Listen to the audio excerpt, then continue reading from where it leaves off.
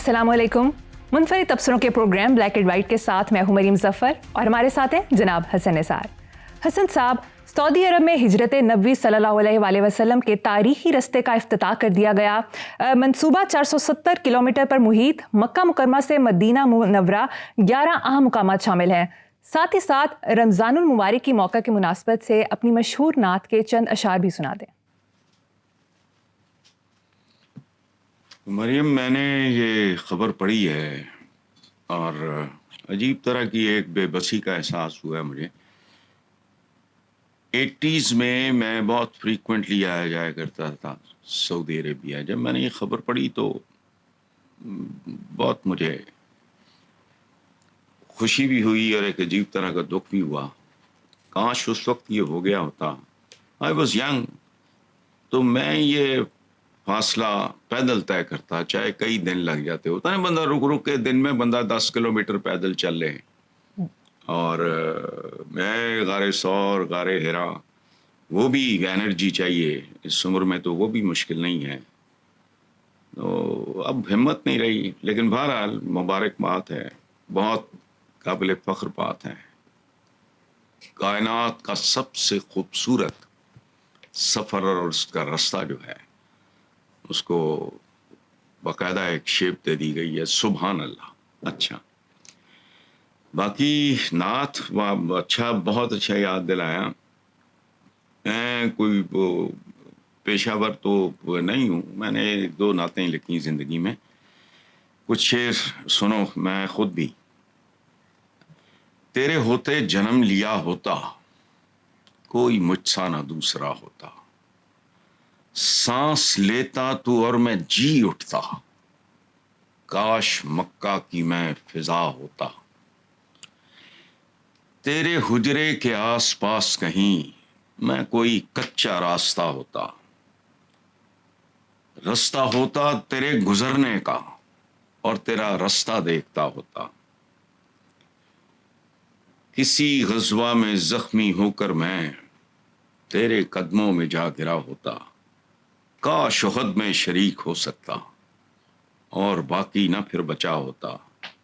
बच्चा होता गरीब बेवा का, सर तेरी गोद में छुपा होता। सोचता हूँ मैं तब जन्म लेता, जाने फिर क्या से क्या हुआ होता। पौधा होता मैं जलते सहरा में, जो तेरे हाथ से लगा होता। पेड़ होता खजूर का मैं कोई, जिसका फल तूने खा लिया होता। आसमां होता अहदे नबवी का, तुझको हैरत से देखता होता। और मुझको खालिक बनाता गार हसन, और मेरा नाम भी हिरा होता। सुभान अल्लाह, सुभान अल्लाह, बहुत खूबसूरत। चलिए हसन साहब, आगे चलते हैं हम। किंग चार्ल्स के छोटे भाई साबिक शहजादा एंड्रयू को सरकारी दफ्तर के गलत इस्तेमाल के इल्ज़ाम में हिरासत में ले लिया गया। बरतानी बादशाह चार्ल्स ने इस मौके पर कहा कि एंड्रयू से मुतल्लिक अवामी ओहदे में बदउनवानी की खबरों पर गहरी तशवीश है। हुकाम को हमारा मुकम्मल और दिल से ताउन हासिल है। कानून को अपना रास्ता इख्तियार करना चाहिए। सुभान अल्लाह यार, अब क्या करें आदमी।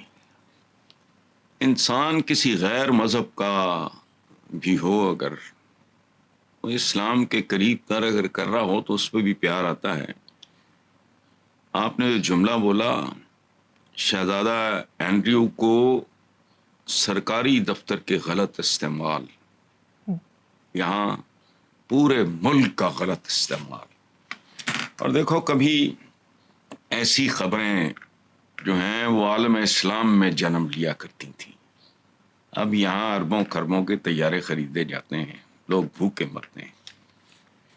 बुनियादी तौर पे ये एक वे ऑफ लाइफ है।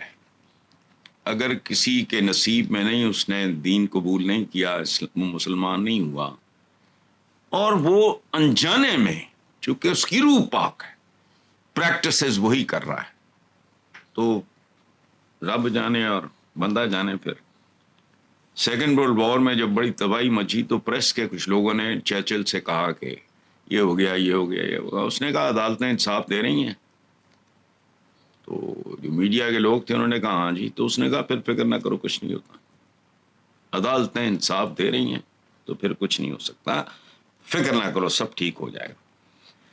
اچھا, وہاں بھی شاہی خاندان کو استثناء بلکہ موت کے بعد بھی حاصل ہوتا ہے, لیکن when it comes to justice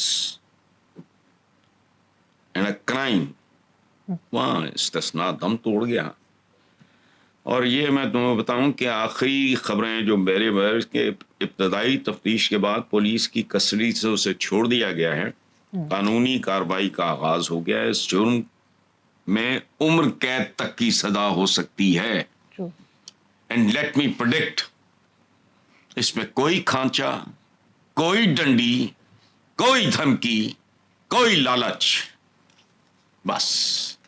اسی لیے بات سنو, میں یہ کہتا ہوں نا, ہم بوتھے اٹھا کے کہہ دیتے ہیں یہ غاصب تو فلانے تو ٹمکانے, اور سورج غروب نہیں ہوتا تھا. وجہ there is a reason. ماچس کی ڈبیا جتنا ملک تھا جب برے صغیر پہ, یہاں تھا ہی کچھ نہیں, ان کی اوقات ہی کچھ نہیں تھی, کوئی ڈسپلن, کوئی سر پیر, کرپٹ معاشرہ, کرپٹ حکمران, وہ قابض ہو گئے. ہم بھی تو بڑے فخر سے کہتے ہیں نا, دشت و دشت ہیں دریا بھی نہ چھوڑے ہم نے. اب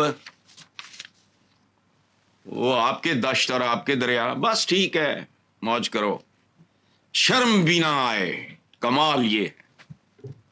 چلو بالکل صحیح. نیکسٹ اخباری خبر کے مطابق دبئی میں رمضان المبارک کے دوران قیمتوں میں ہیرا پھیری پر 1 لاکھ درہم جرمانے کا اعلان. وزیر دفاع خواجہ آصف صاحب نے ٹویٹ کی کہ اگر وطن عزیز میں یہ قانون ایمانداری سے لاگو ہو جائے تو اس رمضان کے جرمانوں سے ہی ملک کے قرضے اتر جائیں. خیر صاحب کدی کدی چنگی گل کر جاندے نے, زیادہ بولن دا ایک فائدہ ہے نا, 2-4 کمبیاں بھی نکل آندی ہیں. دیکھو بات سنو, مجھے یہ خبر ہضم نہیں ہوئی, چونکہ میں کئی بار وہاں جا چکا ہوں. قیمتوں میں ہیرا پھیری یا ناجائز منافع خوری, یہ وہاں کا کلچر ہے نہیں. پتہ نہیں, مجھے نہیں پتا یہ خبر کیسی آئی ہوگی, پریس نے اس کو کیسے چھاپا ہے, کیسے اس کو ٹرانسلیٹ کیا ہے, لیکن بہرحال ایک بات طے ہے کہ گڑبڑ ہوگی, کوئی نہ کوئی انہوں نے پریمپٹ کیا ہوگا. اچھا, خیر صاحب نے بات اس لیے اچھی کی ہے کہ پاکستان میں یہ اگر لاگو ہو جائے, پاکستان میں لاگو کیا ہے پہلے تو خواجہ صاحب ہے سمجھاؤ نا, کوئی چیز لاگو ہے, وہ تھوڑا دا آئین نہیں لاگو, وہ بھی ہمیں پاگو پھردا ہے, ادھر ادھر نسیا پھردا ہے, تو لاگو یہ ہو جائے. اچھا, ایک اور بات جو پتہ نہیں مریم آپ نے وہ سوچا ہے کہ نہیں ان ٹرمز میں, کہ 1 درہم پاکستان پاک روپیز, پیارے پیارے پاک روپیز کے 76 روپے اس کے 1 درہم کے برابر ہیں. یعنی اگر ویسا ہی جرمانہ یہاں ہو تو فی کس ہوگا 76 لاکھ روپیہ. یہ شوگر ملنے والے تو کڈ لین گے, شاید انہوں نے لے لو گے, چھاپڑی والے کو کی لینا ہے. گن پوائنٹ پہ کرپٹ کیا گیا. ہم جینیٹیکلی بھی I don't know, question mark ہے. میں نے پہلے بھی کہا ہے کہ پورے پاکستان کی 28-29 کروڑ آبادی, جس کو چاول اب بھی 25 کیے جا رہے ہیں, اور ٹائم تو دیکھو کتنا بیت گیا, اب یہ کم از کم 28-29 ہوگا. ان سب کا ڈی این اے نہیں ہو سکتا. تم جو پوش بستی ہیں, چند شہر بڑے لو, کیپٹل سے شروع کرو, جسے جاہل دارالخلافہ کہتے ہیں, دارالحکومت سے شروع کرو, لاہور, لائل پور, یہ پنجاب کے 2-3, اسی طرح سندھ کے, بلوچستان کے, چند آبادیاں, ڈی این اے کرو, پتہ لگ جائے. بات سنو, سلاطین دہلی میں سے 1-2 ایسے تھے جو تنگ آ گئے, تب بھی چور تھے ہم. انہوں نے کیا کہا, یہ کم تولنا اور یہ وہ واردات, پیچھے سرکاری عمال سلطنت کھڑے ہوتے تھے, آگے ایک وہ اپنا کوئی جاسوس ٹائپ بھیجتے, وہ سامان خریدتا تھا. اچھا, اس کے بعد وہ اپنے بٹے تکڑیاں لے کے آ جاتے تھے اور دوبارہ تولتے تھے. سلطان کا نام بھول رہا ہوں میں, 2-3 تھے, حکم تھا کہ جتنا کم تولا اتنا گوشت اتار لو. یہ میں نے نہیں لکھی کتابیں کہ چول سنت کسی کو سمجھ نہ آئے یہ بات تاریخ میں ہے. اتنا گوشت اتار لو اس کا. یہ تو ہماری صدیوں پرانی روایت ہے. اچھا اب یہاں فی کس جرمانہ 76 لاکھ. وہ تو خوشحال کھاتے پیتے لوگ ہیں, اتنے کتنے کو لینا ہے. اچھا ہم پہ تقریباً $286 بلین کا قرض ہے جو اس ملک کے جی ڈی پی کا 70% ہے, اور یہ ہمیں کہانیاں سنا رہے ہیں. سنتے جاؤ. اگر یہ بنیادی اور جوہری تبدیلیاں نہیں آتی, it's not going to come to an end. یہ ریورس نہیں ہونا, یہ بد سے بدتر ہوگا. چلو درست. دوسری طرف ترکیہ کے صدر طیب اردوان نے اپنی حکومت کو ہدایت کی کہ رمضان میں کوئی گھر ایسا نہ رہے جہاں چولہا نہ جل رہا ہو. غریب محلوں میں ایسے گھروں کو تلاش کر کے ان کی ضروریات پوری کرو. حضرت عمر رضی اللہ عنہ کو یاد کرو جو دروازے کھٹکھٹاتے تھے تاکہ کسی بھوکے کو تلاش کر کے کھانا کھلائیں. دیکھو اردوان صاحب نے یہ بات اپنے لوگوں کے لیے کی ہے, ہمارے لیے اور ہمارے حکمرانوں کے لیے نہیں کی.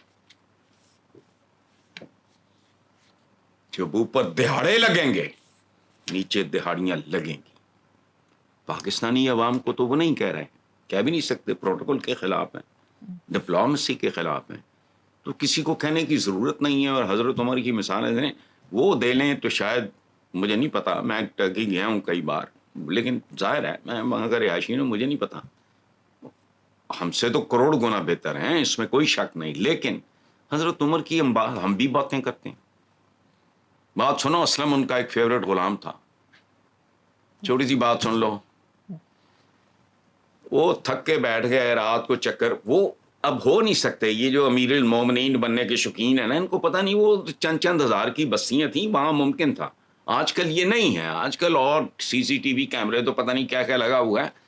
وہ بات اب اور طریقے سے ہو سکتی ہے. پہلے وہ پرسنلی, تو اسلم کے ساتھ وہ تھک کے بیٹھ گئے, تو اندر سے آواز آئی. ایک عورت کسی بچی کو, اپنی بیٹی کو کہہ رہی تھی کہ تھوڑا سا پانی ڈال دو دودھ میں.